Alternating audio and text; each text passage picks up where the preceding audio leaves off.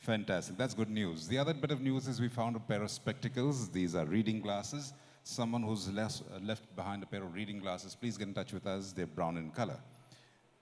Got to tell you that we have very few delegates here. Rest, of course, must be either tea or networking. That means there's a lot of space in front here for those of you who want to come up front. I know it's a little bit late in the day, but please feel free because you might want to interact for these next two sessions. The next one is on global agribusiness commodities market, maximizing pulses exports from India. We have the very well-known expert, Mr. G. Chandrashekhar, with us. And after that is going to be a panel discussion on desi chickpeas. So both have a lot of interaction. So if you need to interact, please come right up. It'll be beneficial to all concerned. Without further ado, ladies and gentlemen, please welcome well-known expert in agribusiness, agri-markets commodities, a columnist on Hindu Business Line, and on many committees. Please welcome Mr. G. Chandrashekhar. Thank you, my friend. It's such a pleasure to be here. I'm back, my friends. I've been asked to speak on export opportunities for Indian pulses. As you know, recently, a couple of months ago, and pardon my immodesty, with fellows like me writing over the last 8-10 months that we should open up our exports because import window is open. It's cruel to keep the export window open. The government has finally decided to open up India's exports. We now have a progressive foreign trade policy. Imports are allowed, exports are allowed. I think this is something I've been arguing for over the last so many years. Why should export be kept closed when import window is open? Import window is open to protect the interests of the consumer because we want to import. We want consumers to enjoy a wide variety of pulses that are grown across the world. Similarly, there is a section of the population outside of India which wants to enjoy Indian pulses, which have very special flavor.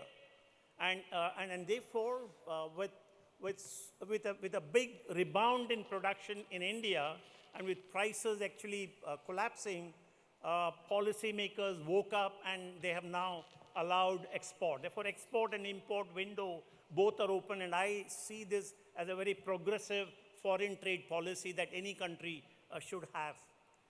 That's one. Number two, this opening up of export has happened after 10 years. Until about 2007, India had a fairly vibrant export of pulses. Our production those years was not very high. It was about between 12 and 14 million tons, and yet we would, even those days, 10 years and earlier, export about 500 to 600,000 tons.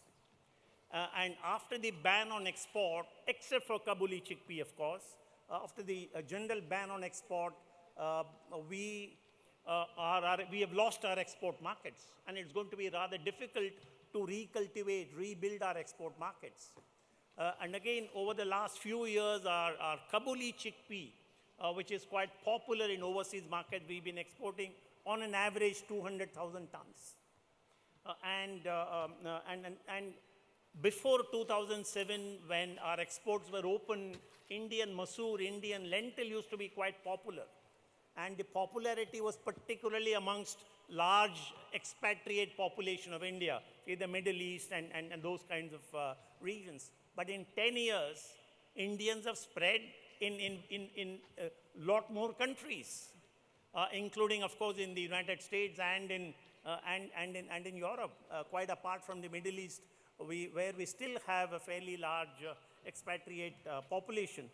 And therefore, I believe opening up of this pulse export, a new policy for pulse export is a very progressive step. That's number one.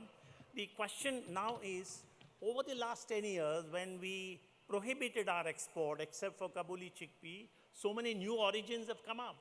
And these new origins are obviously absolutely aggressive in wanting to capture a limited size of the global market.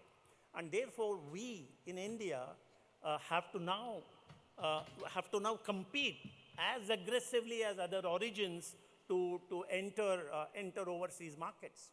But I believe it is possible, it is doable. Exporting and capturing export market is like brand building. You don't build brands overnight. Brand building is a continuous process, and it takes some time, 4, 5, 6 years, even longer, to build a brand, because you need to consistently deliver day in and day out top quality product to your consumers. And that is how the consumer begins to recognize your brand and starts to consume your brand and has something, has what is called brand loyalty. Therefore, India over the last 10 years has lost the loyalty that overseas consumers had for Indian pulses. And therefore, we need to now rebuild, regenerate that kind of brand loyalty for Indian pulses. It's going to be tough. It is difficult, but it is not impossible. That's the point I want to make. That's number one. While it's going to be difficult but not impossible, the question all of us have to ask is, does India have genuine export surplus in pulses? My answer is very clear. We do not have a genuine export surplus in pulses, like, for example, basmati rice. We produce 4.5 million tons of basmati rice, and we export 3 million tons. You have a genuine export surplus. You have a genuine export surplus in cotton. India's cotton exports are 5, 6, 7 million bales a year. But in pulses, we don't have a genuine export surplus yet. I believe opening up of the export is a positive step, and we should start exploring export opportunities, because, again, Indians are all over the world. There is a large expatriate population in different parts of the world, and I'm sure once we are able to cater to their requirement, I think our export market can be developed over the next 2, 3, or 4 years.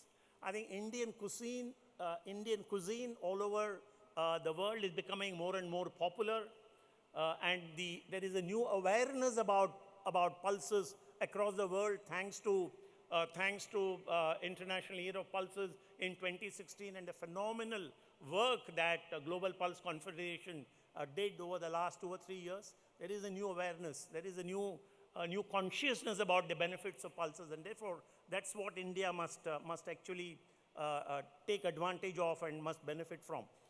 Notwithstanding the fact that we may not have a genuine export surplus yet, import window is open, and therefore export window also should be kept open. I'm talking about the next point is global competitiveness. Would Indian pulses be globally competitive? Again, as I mentioned yesterday, my own definition of global competitiveness is our ability to produce globally acceptable quality at globally comparable cost. Are our pulses of a quality that is globally acceptable? Is our cost of production comparable to the global production costs? The first one, yes, certainly. Our quality, the flavor, the nutrition profile is certainly as good as any other, or even better than the profile of many other origins. But in terms of costs, I'm afraid, given our low productivity, low yields, our cost would actually be higher. But notwithstanding that, the government of India has an ambitious target. Currently, our agriculture commodity exports are worth $30 billion. $30 billion a year, and the Commerce Ministry wants the export of agriculture commodities to touch $100 billion. And I would strongly think that pulses would be part of that basket of commodities that will help the government of India and the Commerce Ministry touch that magic figure of $100 billion. It's going to be challenging. It's a daunting challenge, but I still think it is possible. More importantly, what we should be exporting are not raw pulses, but we should export dal. It is important for India to mill raw pulses and export dal, primarily because dal is a finished product, and that is what is consumed by the consumer, and that will also mean that value addition, the benefit of value addition happens within India, and that mills, the capacity utilization of dal mills in India starts to improve. And therefore, I think I would actually use this platform to urge the Commerce Ministry, the Government of India, if need be, if possible, to start with incentivize export of dal out of India. I think if there are incentives given to promote exports of dal out of India, I'm sure lot of exporters and export houses and trading houses and dal mills would be quite keen to start exploring export market for dals around the world. And I would actually request IPGA to even go ahead and make a representation on these lines that please incentivize dal export so that we are able to maximize exports. And why should we be exporting dals? Importing dal, importing pulses is pro-consumer. And I believe allowing export of pulses is pro-farmer.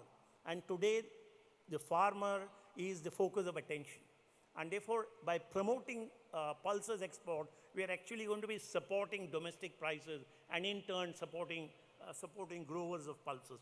I would even go to the extent of saying there are a very large number of farmer producer companies, and I'm going to be talking to many of them because I work closely with them. The farmer producer company should actually be encouraged to explore export market for pulses.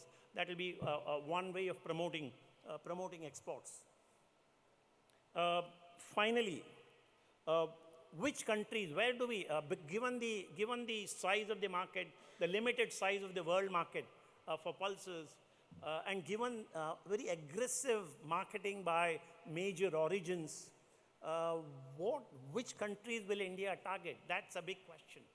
In my opinion, India should start looking at South Asia and Southeast Asia, our neighbors, because our neighbors are also fairly large consumers of pulses. You have Bangladesh, which consumes about 1.5 million tons. Then you have Sri Lanka, which consumes a few 100,000 tons every year. Pakistan is again another consumer of pulses that we should explore. The Southeast Asian countries are all fairly large, fairly significant significant consumers of pulses, and therefore we should start working with South Asian and Southeast Asian countries. And can we work with South Asian and Southeast Asian countries? I believe it is possible. India has a slew of free trade agreements and bilateral agreements. Over the last 10, 15 years, we have signed a very large number of free trade agreements with countries in South Asia and Southeast Asia.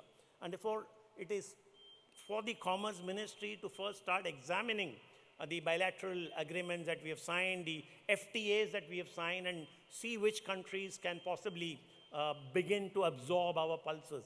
Again, I would urge the IPGA to set off some research to start examining which could be India's potential market, given the FTAs that India has signed with neighboring countries. You have India-Sri Lanka Free Trade Agreement. You have South Asian Free Trade Agreement. You have India-Singapore Comprehensive Economic Cooperation Agreement. You have Asia-Pacific Trade Agreement. You have India-Thailand Free Trade Agreement. You have India-ASEAN, ASEAN, India-ASEAN Free Trade Agreement, where you have countries like Indonesia, Malaysia, Philippines, Vietnam. India is a large importer of palm oil from Indonesia and also from Malaysia. Why should we not be talking to them? Why not have barter trade?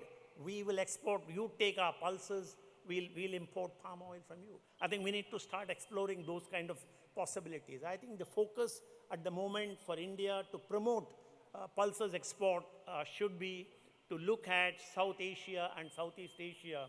And I'm sure over the next 2, 3, or 4 years, subject to the provision that we continue to produce record crops and prices are quite low, we should be able to promote our exports over the next 3, 4, or 5 years.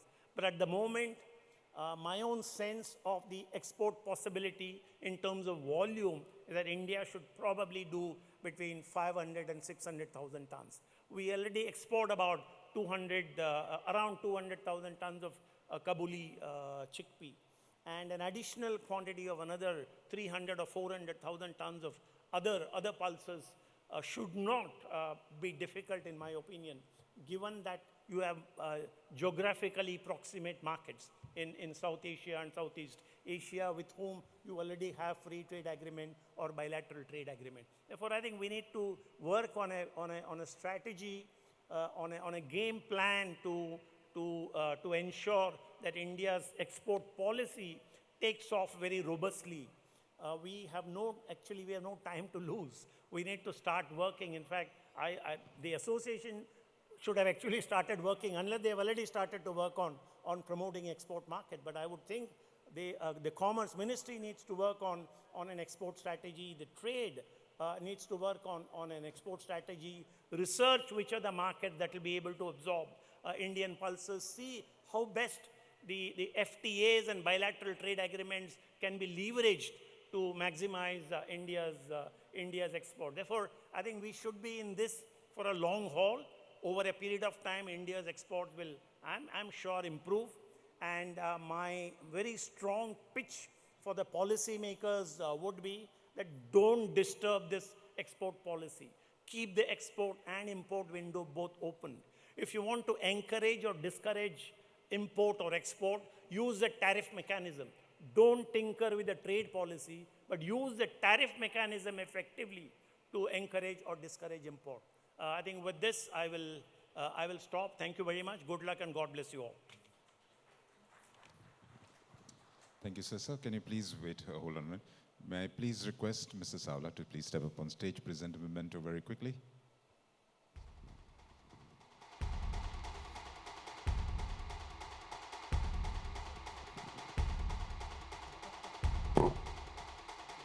Thank you once again. And ladies and gentlemen, pleased to announce that we have Mr. Chandrashekhar has given us about 5 minutes from his time so that we can meet our deadlines and our schedules. Thank you so much, Mr. Chandrashekhar.